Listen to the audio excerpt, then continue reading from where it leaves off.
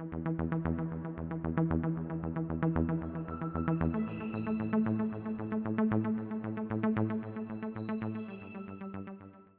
afternoon, and thank you for joining us on ABC50 Now Live. I'm Isabella Colello. It's a beautiful, sunny day in the North Country, but will we hold on to these sunny skies and warm temperatures all week? Let's get our latest 7-day forecast from Storm Team meteorologist John D. Pasquale. Happy Wednesday. It is going to be happy weather-wise, that's for sure. If you like sunshine and temperatures close to 70, who doesn't this time of year, right? You're going to be a happy camper tonight. Falling back toward 50-ish in Watertown. I'm thinking 40s, though, as you go east of Watertown into the Tug Hill and the Adirondack Park with a clear to partly cloudy sky. Waking up tomorrow morning, sun and clouds. High clouds kind of filter that sun as we jump up into the 50s. And look, high temperatures tomorrow, 60s to around 70, with clouds increasing. Maybe a spotty sprinkle late in the day. Most areas get through your Thursday dry. 7-day forecast. Few showers, wind falling through the 50s into the 40s here on Friday. You're like, seriously? I know. Maybe an early flurry or sprinkle Saturday. Otherwise, we should be pretty quiet with some sunshine. Low 50s, mid 50s, some sun Sunday. Maybe a shower here on Columbus Day. Micron Technology announced yesterday that the company will invest up to $100 billion over the next 2 decades to build a semiconductor factory in upstate New York. The facility will be the largest in U.S. history, and the company says it will support nearly 50,000 jobs. Micron will benefit from the $5.5 billion in incentives from New York State following the signing of a bill by President Biden to provide lucrative subsidies to companies that produce microchips in the U.S. The country has suffered from a shortage of microchips through much of the pandemic, and lawmakers have warned that the nation is too reliant on Taiwan, China, and South Korea for semiconductors. Micron will build the facility in Clay with construction planned for 2024. The company said that the project marks the largest private investment in the state's history. The Adirondacks has entered its peak week of fall foliage, with 90% of foliage expected to change color by October 9th. In Jefferson County, we can expect to see about a 40% change in color this week, with average shades of yellow and orange and some red. St. Lawrence County is expecting up to a 20% change. Jefferson Community College officially broke ground on its state-of-the-art synthetic turf field, a game changer for the college. Here's a look. Jefferson Community College is leveling up with its athletic program, breaking ground on an over $4 million turf facility for its spring sports. This is a game changer as the college uses other facilities in the North Country for its sports teams. We've been spread out, we're down at the fairgrounds, we've been on other high school campuses that we have our games at. It allows us to have all of our sports back up here on campus. Which is why JCC's athletic director has been pushing for this project for years. It just allows us a lot more opportunity to get more games in and start a lot earlier.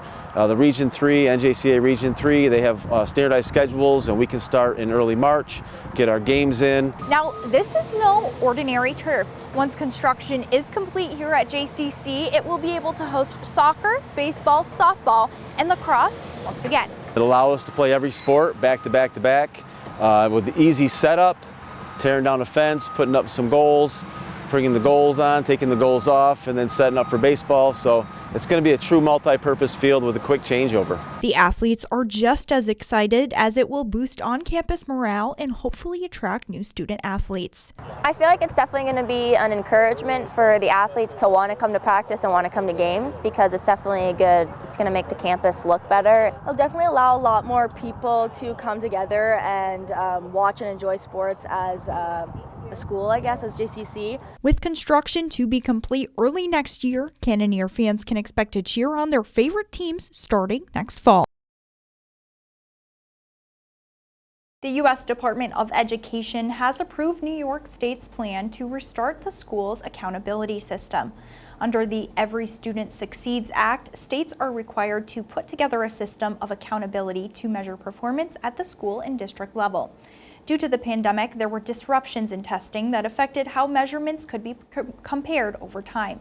Changes to New York's accountability plan were approved by the federal government and go out for a 60-day public comment period for feedback.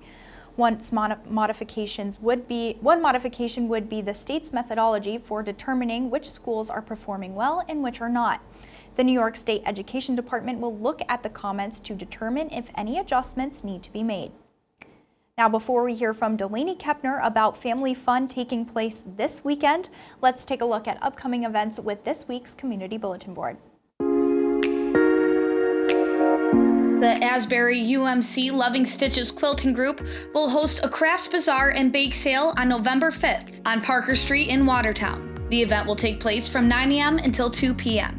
The South Jefferson Lions Club will be hosting a rummage and bake sale and can drive from October 20th through October 22nd. Those attending should plan on bringing their own bag. Paws for Potter will be hosting the 7th annual Making a Mark on Canine Cancer Dog Walk on October 15th. The event will begin at 10 a.m. at the Thompson Park Rotary Pavilion in Watertown. The North Country Draft Horse Club will host a fall pull at the Copenhagen Fire Hall on Sunday, October 16th. Weigh-ins start at 11 and the pull will start at noon. Do you have an event you'd like to share with the community? Share it with us. Submit your event by going to our website, informnny.com. Then click on Community, then Community Events, and explain the event. ABC50 will then share your event with the North Country community. Know a student in Jefferson, Lewis, or St. Lawrence County making a difference in their community? Tell us about them and they may be recognized as one of NNY's next generation. One student will be recognized each month and will be given the chance to win a $1,000 award next year. Each monthly finalist will be highlighted online and on television. All 12 finalists will be featured in a 1-hour special on ABC50 in the North Country CW next year. For more information or to submit your nomination, go to informnny.com. Delaney Keppner here with Joseph Wessner from the Watertown Downtown Business Association. So first off, thank you so much for being here with us. Thanks for having me. No problem. And if you want to share with our audience a little bit about what the association does and kind of your focus and what you do every day. Well, I'm the president of the Downtown Business Association. We're a conglomeration of downtown businesses. We believe in the past, the present, and the future of Watertown. And our goal is to make things better for the residents and the businesses in downtown. For sure. And you guys are fully encompassing that mission this weekend. Yes, we have a big event coming up. If you want to tell the audience a little bit about that. Yeah, we're bringing back the Black River Fall Festival, but we reimagined it and we renamed it to the Local Arts Fall Festival because we thought it would be a great idea to celebrate the local arts in the area because you would not believe how much art there is around here. We have galleries, we have artists, we have over 70 musical acts that are just in the local area. We have all kinds of sculptors, we have painters, we have every kind of art you can imagine. And we wanted to celebrate that. So we're putting it all together down on the Riverwalk, which is where we have our mural gallery. I don't know if you've seen it. I have. It's absolutely gorgeous. Mm-hmm. And it keeps growing. And such a cool addition to have in downtown. And like you said, embrace those arts and artists we have right here in the local area. Oh, absolutely. Yeah. And that's the idea, is to do that, to celebrate fall, because the fall colors are great and you have to celebrate fall. And then to celebrate the arts. And we're doing every kind of art you can think of. We have the North Country Arts Council is doing their fall art show and sale down there. We have the Highway Legends Car Club coming down and showing off their classic cars, because cars used to be art. I don't know what they are now, but they're definitely not. They can still they can count as whatever we want them to be. We have a chainsaw sculptor coming down. We have food trucks, because food is art, and we have 10 acts that are going to be on stage. Musical acts that are going to be playing. We have the Butler Did It Players doing an act. We even have some street performers going on. So we have pretty much every art you can think of being represented at this festival. And hearing about all the things that are going to be there and everything you mentioned, there's a little bit of something for everyone. Doesn't really matter your age, if you're coming with your family, if you're coming with your friends, there's something there to do. Oh, absolutely. We even have multiple genres of music coming down. We have everything from Brittany Keene. We have Moody Octopus. We have the New Paris. We have Jennifer Hopper coming down. We have Trees Hate Everything. Our headlining act is a funk band out of Syracuse called Trump Tight 315, and they're pretty cool. We really like them. So we have all kinds of different acts and music happening down there, and we have a one-act play happening and just all kinds of stuff. Yeah, like we said, embodying everything, all the Absolutely. different aspects.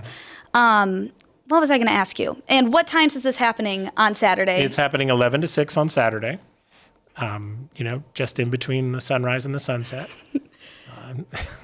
No better time for it. No better time for it, and the leaves should be just about at peak. I believe that's what you were talking about earlier, right? Yeah, for sure. So it'll be a perfect day to be down there. And also a great event to support locally and really drive that home. There's going to be different vendors as well. We said a bunch of people from the area selling arts, all of the things that they have to offer. Yeah, one of the things that we wanted to do was bring artisans and artists together in one space so that we can have a whole mix of different things. The people that work really hard to do these crafts, put them together and spend just as much time as a painter or a sculptor would do. And oftentimes there's a technique or something that's involved with that craft that is just as difficult as what's considered a normal artist would do. Yeah, and I know we were just talking about this before. The pandemic lasted so long, and it's so nice to be able to just go out in the community and meet new people and talk to them, and this is a great opportunity to do that. Oh, absolutely. Come out and see the whole community. This is for the whole community. We want everybody to come together and just kind of have a good time together in one space, and we're going to continue to grow it and grow it and grow it. And our goal is eventually to have this be a 3-day festival that takes up pretty much the entire downtown. And has about 25,000 people coming. Which would be awesome. That would be awesome for the area and to have people travel from all over to come and see it. Absolutely. Why do you think it's so important to have these community events and give this to the people of the North Country as an option?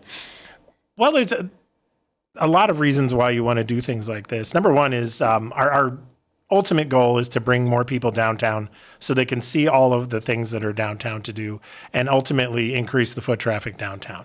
That's our ultimate goal. But we also want to give people something to do.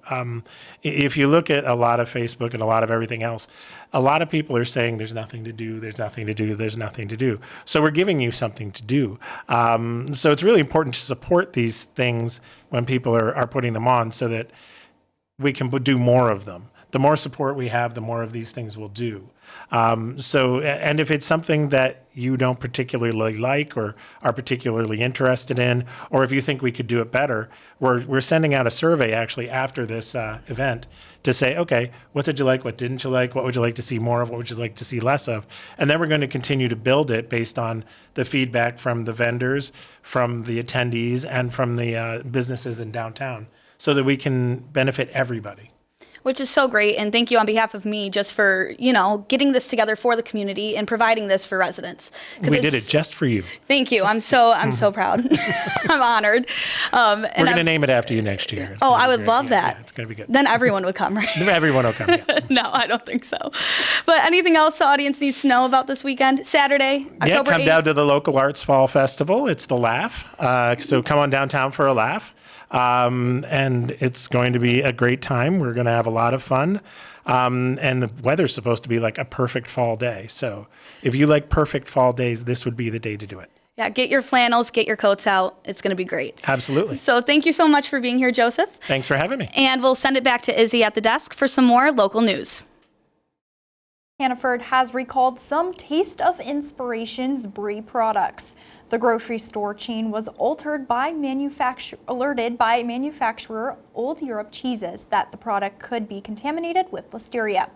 The affected products have Best Buy dates ranging from September 28th to December 14th. The products impacted by the recall include the 8-ounce triple cream Brie round and cut Brie 60% wedge. You can find the exact UPC codes on our website. Products can be returned to your local Hannaford for a full refund. A new social media challenge has hit the North Country and has some school officials concerned. The One Chip Challenge involves students trying to eat the Paqui brand of tortilla chips, which are said to be extremely hot. Indian River and South Jefferson Central School Districts have released warnings about the challenge. South Jefferson School District Superintendent Scott Slater said that students that have participated have had severe reactions, including vomiting and elevated heart rates. Both Indian River and South Jefferson confirmed that chips are being sold in the North Country. September was Kin Care Awareness Month, and New York State's Kin Care Coalition recognized foster families through the annual Cura Awards. The Morins, who call St. Lawrence County home, were the only family in the northern and central New York regions to receive an award. Here's a look at their story. Helping children reach their greatest potential. This is the daily goal of Wendy and Donald Morin. The Morins have lived in the North Country for 27 years, but 15 months ago, their lives changed when they took in their 3 grandchildren and became their foster parents. We didn't think twice. We didn't think twice. Just wanted to make sure they're safe, secure. They have an environment that they can feel safe in. The Morins are considered a kinship family, which is a form of foster care where close relatives or friends open their homes to at-risk children. Donald and Wendy have known the family their whole life. They raised one of the parents, so that's a big thing for them. Taking care of an 11-year-old, 9-year-old with autism, and 8-year-old, the past 15 months haven't been easy, but the priorities never strayed. That we can instill in them to go the right path. Their teachers in school say they have excelled tremendously. Because of their efforts, Wendy and Donald were one of 4 families to be awarded by the New York State Kin Care Coalition this year. I think that they generally just deserved it all in all. The selflessness is just them in one piece. They didn't really think about it, they just said yes. And this is only the beginning of the Morins' journey in the foster care system. They say after their grandchildren reunite with their parents, they plan to open their home to more children. It's inspired us because children need help. And there's a lot of children out there don't get it. I'm hoping this will kind of be our legacy, is taking care of foster children. Yeah, just instilling what they need and give them pride in themselves. A new exotic pest has been found in St. Lawrence County. According to DEC, the elm zigzag sawfly was found for the first time in New York State in late September. They say the pest was found in 3 locations in St. Lawrence County, including the Wilson Hill Wildlife Management Area, Brasher State Forest, and Lost National State Forest. The insect is native to East Asia and feeds exclusively on elm trees. The DEC says they can cause severe defoliation, branch dieback, and crown thinning. And each female can lay up to 60 eggs at a time, making it easy for pests to quickly establish themselves in new areas. Surveyors found that the pest can be identified by its distinctive zigzag pattern and it leaves behind as larva feeds on elm leaves. DEC said at the time of the report, sawfly populations were at low levels, which can cause only minor damage. However, the public is urged to report sightings of the elm zigzag sawfly online through New York's reporting system. We invite you to join us tonight to celebrate the proud heritage of Hispanic cultures and the contributions of Hispanic Americans to our country and community. Here's a sneak peek at the upcoming special. Celebrate Hispanic Heritage Month. The history. La cultura. Pasión. Orgullo. Join us as we celebrate the many contributions of our Hispanic communities. Hispanic Heritage, brought to you by S&R Automotive of Mansville. Don't miss the special tonight at 7 p.m. on ABC50. And you can find digital coverage of Hispanic heritage and more on our website and on the ABC50 mobile app.